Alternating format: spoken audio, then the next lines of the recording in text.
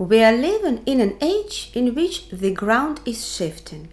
A growing number of people begin to realize that true spirituality is an extremely important and vital dimension of life. Spirituality has also been linked to an increased sense of meaning, purpose, resilience, satisfaction, and happiness.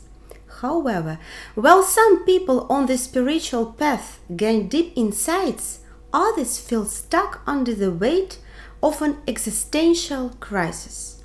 The term spiritual crisis or spiritual emergency suggests both a crisis and an opportunity of rising to a new level of awareness. And today I am discussing this subject. I will talk about what a spiritual crisis actually is and is there a difference with psychosis.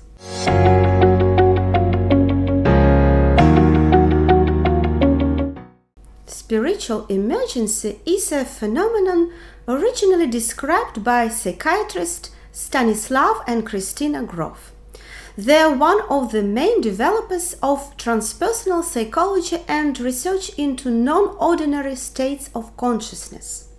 They describe spiritual emergency as a process of spiritual awakening, or in other words, a gradual unfolding of spiritual awareness that may become traumatic for an individual, leading to a state of psychological crisis.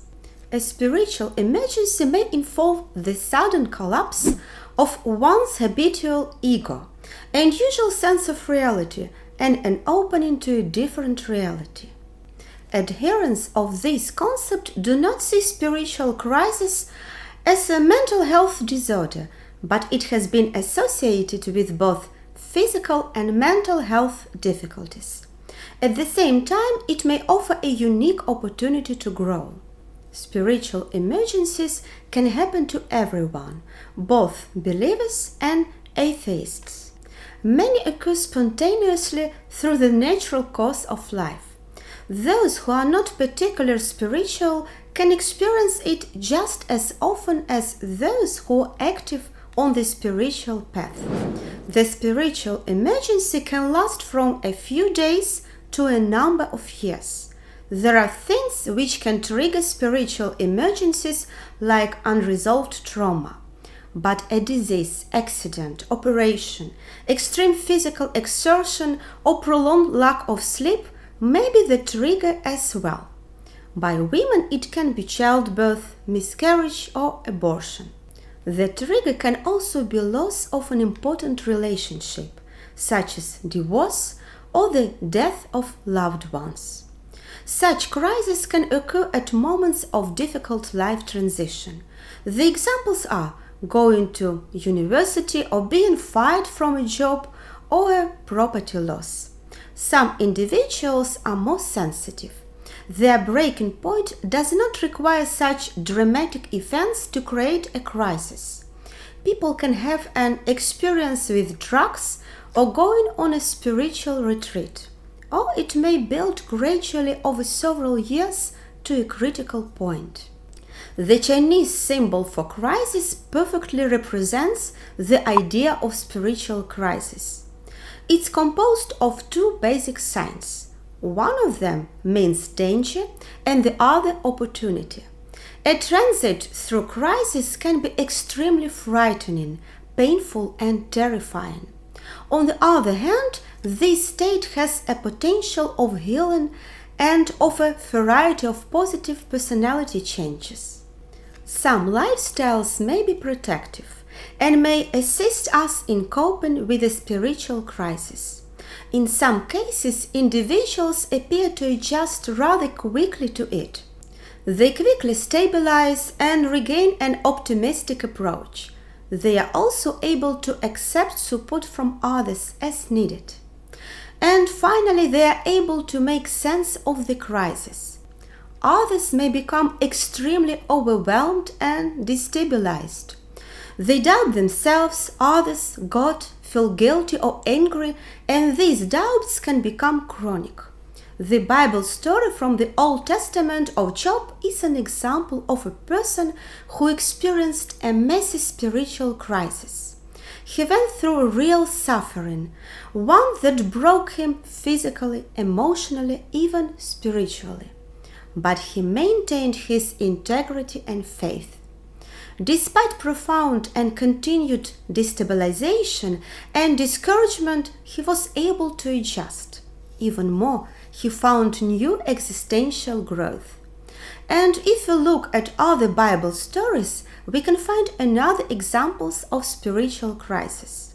The story of the disciple Peter describes the experience of spiritual emergency during the time of the crucifixion.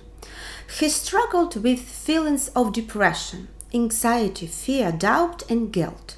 But the most important is that he was able to recognize and develop new perspectives and find new opportunities of faith. But Judas is a completely different example. He has not been able to endure his spiritual crisis. On the contrary, he has regressed to the deep existential despair of suicide.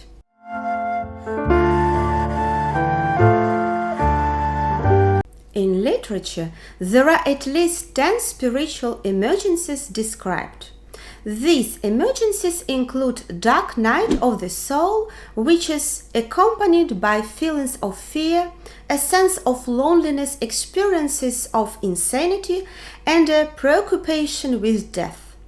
Second form is awakening of Kundalini. People experience powerful sensations of heat and energy streaming up to the spine, associated with tremors, spasm, shakings, and complex twisting movements.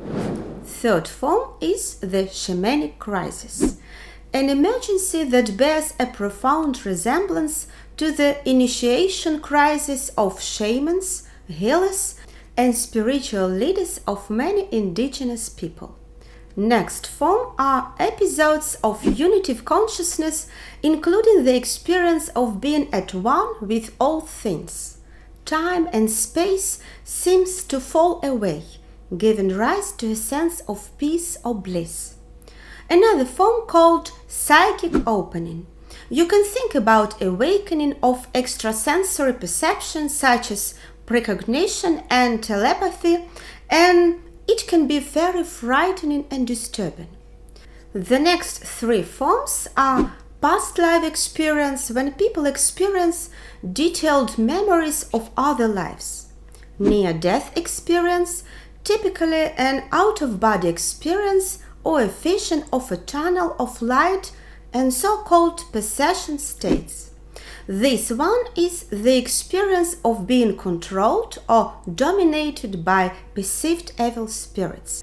Another one is psychological renewal through return to the center, and it makes individuals feel that they're at the center of events that have global or even cosmic significance. An individual undergoing this form of spiritual emergency will usually have visionary experiences encompassing death and the annihilation of the world.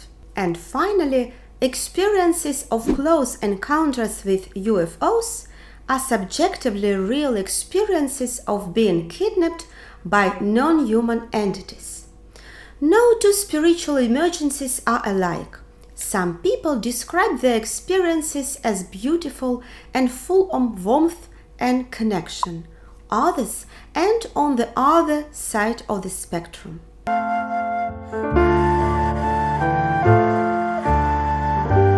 The concept of spiritual emergency integrates findings from many disciplines, including modern consciousness research, experiential psychotherapies, anthropological field studies, parapsychology, mythology, and others.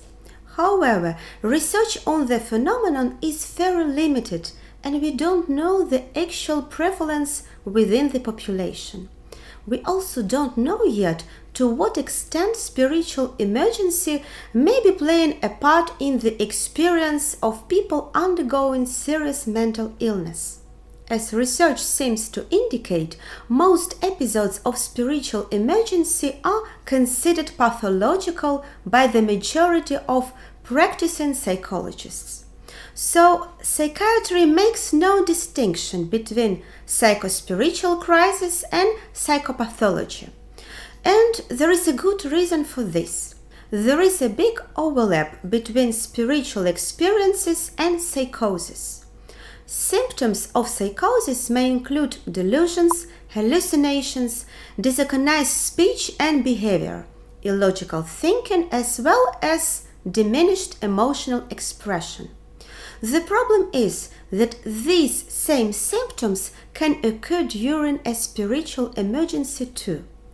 Psychotic episodes often include religious or spiritual content. A patient may think he is Jesus, the devil, or spirit. We know that approximately 3% of the population will experience episodes of psychosis, with the usual onset of late teens or early 20s, and approximately 1% is likely to receive a diagnosis of schizophrenia, while another 1% will receive a diagnosis of bipolar disorder. The other problem is that a few psychiatrists or psychologists are properly trained in diagnosing and treating religious and spiritual problems. Psychosis is usually defined by Western psychiatry and psychology as perceptions, responses, and communications that do not match with social or cultural norms. But personal and cultural norms show some differences across countries. Depending on the cultural context, hallucinations can be explained in different ways. For example, in many cultures, the belief exists that dark forces can cause psychiatric illness. The very disorganized behavior during psychosis is called positive symptoms. In some cases, it's identical to spiritual experiences described even in sacred text, such as hearing voices, having visions, or experiencing ecstatic states. Especially in collectivistic cultures, hearing voices may not be considered a problem to the same extent as it is in Western contexts. The current treatment for clinical psychosis often includes medication and, in severe cases, hospitalization. While this treatment may be helpful in some severe cases of spiritual crisis, it can also hinder an individual's ability to process their experiences. This is the other side of the medal.